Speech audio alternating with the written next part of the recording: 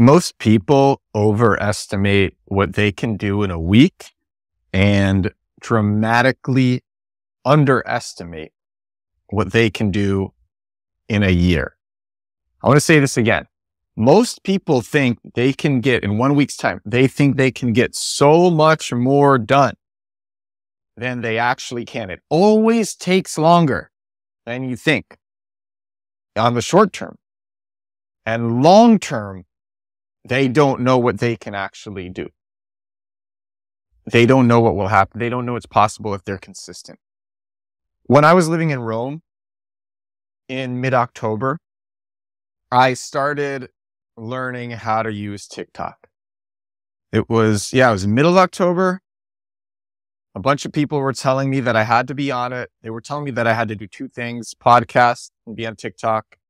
I picked TikTok because it seemed, because there was built-in distribution into TikTok, not with podcasts. So I picked TikTok. So I started learning how to use it.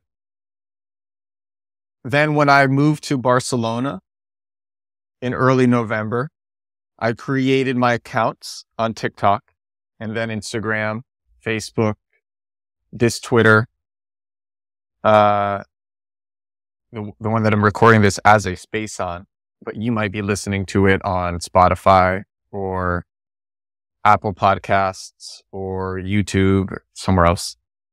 So that was early November that I started that. I said, I'm going to post daily. Let's see what happens. Then when I was living in Warsaw, in Poland, that's when I started going viral. I only really started going viral after I think like 80 days. And then I started actually more consistently going viral on like day 90. And I've been living in New York City since May, my home.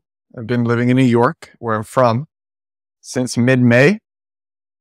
And last night, I was at a tech event and I got recognized by somebody who had been watching my videos on Instagram. And I was talking to somebody else and I turned around and this guy, his name is Yuri. Shout out Yuri. He has me playing on his phone. I see that. I see myself playing on my phone. And then he's like, is this you? I'm like, that's me. He's like, I watch your stuff. And he'd been watching my videos for months. And this is the first time since starting these accounts that I've been recognized. And honestly, it was an amazing feeling. It was great. I want it to keep happening. The last time, in 2000, this is another story. In 2018, me and some friends, we were running the biggest blockchain meetup in the world. And then we were just stacking wins, and we made the first play to earn game in crypto. We basically invented play to earn. We were the first people to do it. And it went very viral. And we would have people come to events to see us because we would do live streams from the team and answer questions. So then people know our faces and they would come to our events to see us. And that was cool. But this is like randomly getting recognized. Actually, the last time I got randomly recognized, I think was in 2012 when I had a video get like hundreds of millions of views. I went on all these TV shows and stuff. And I got recognized a few times, but it wasn't a strong recognize. It was people, they knew me from somewhere, but they didn't know me where.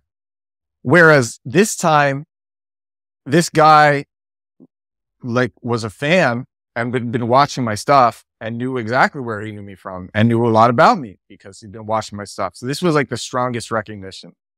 And it was cool. I started these videos every day, only in November.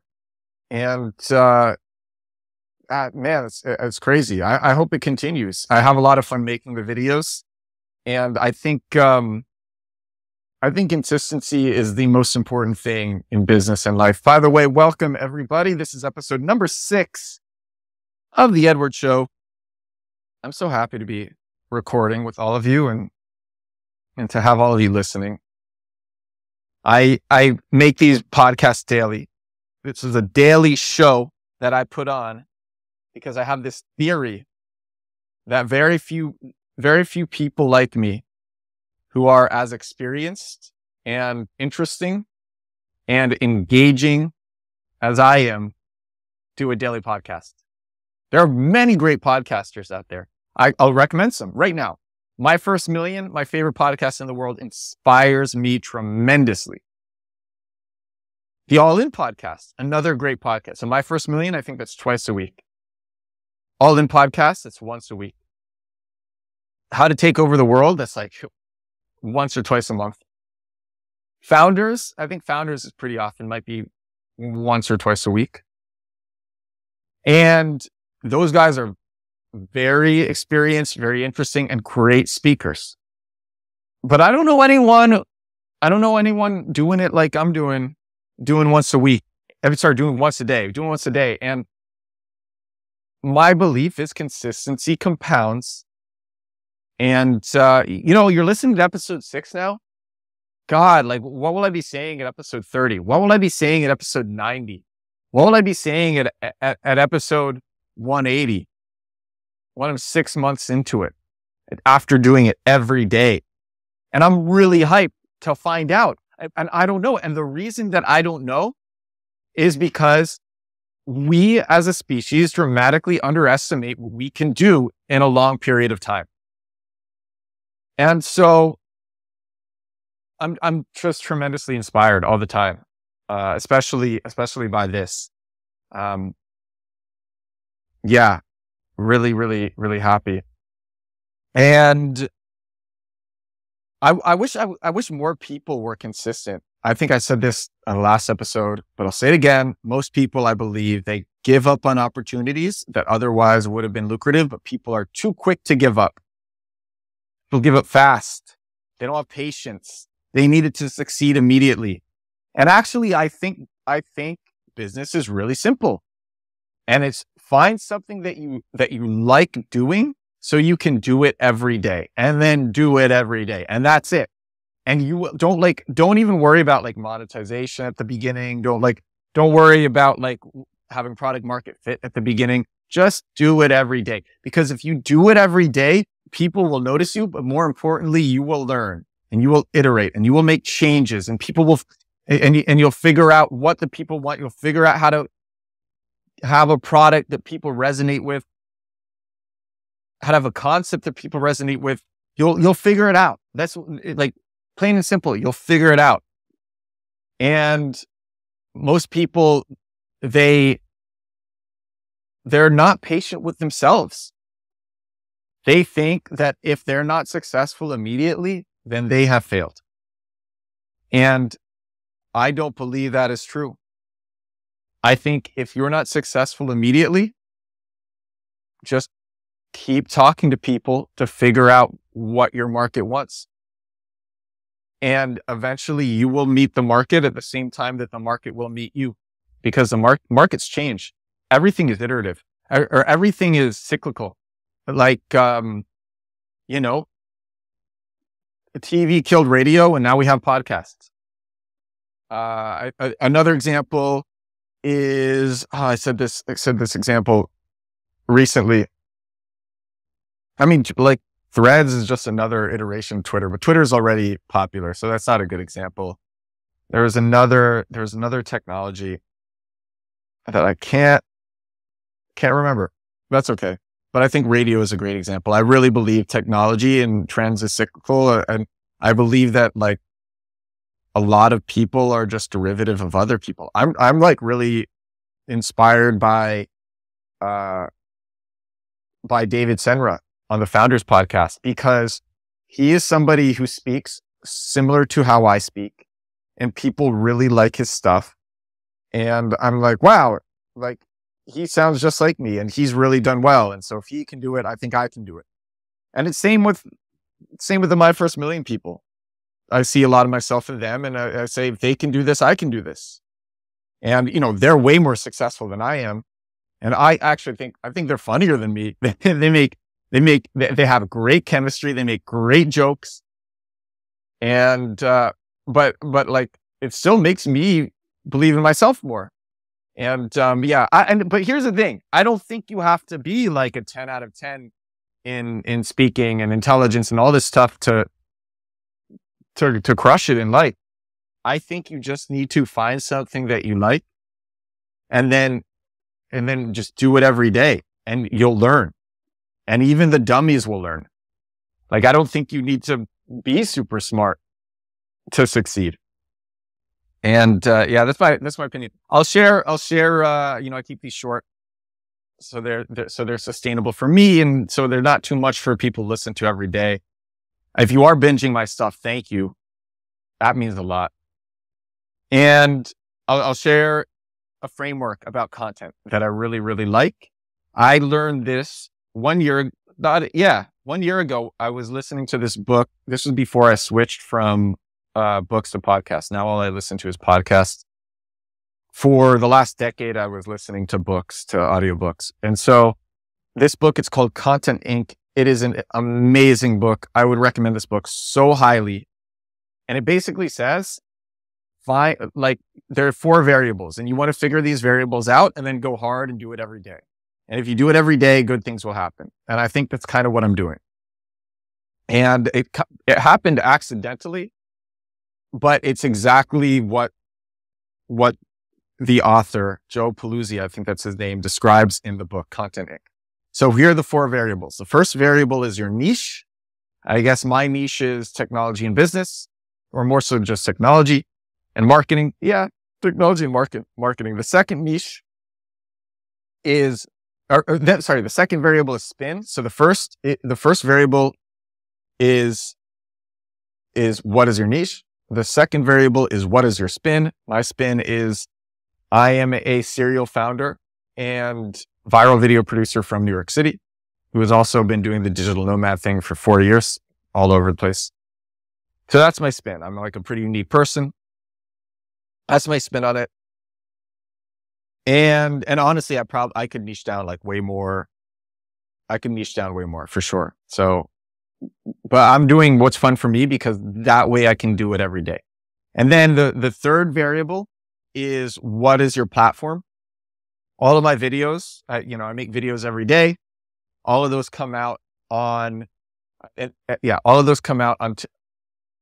shoot and edit all those videos in TikTok and then they come out everywhere else. So I guess you could say my platform is TikTok, but my platform is really Instagram and Twitter and Facebook Reels because these videos come out everywhere.